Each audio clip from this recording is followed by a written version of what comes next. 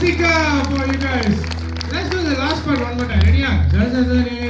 Ready? 1, 2, 3, 4.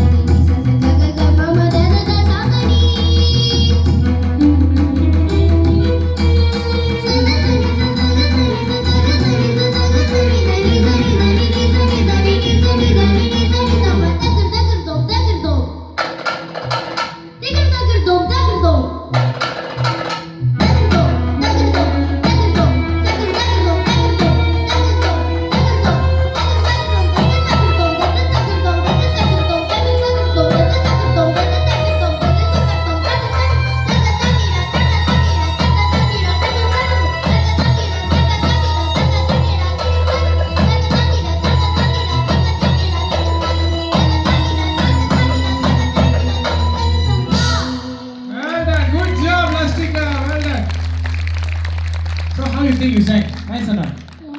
You like this song? Yeah. Like, right.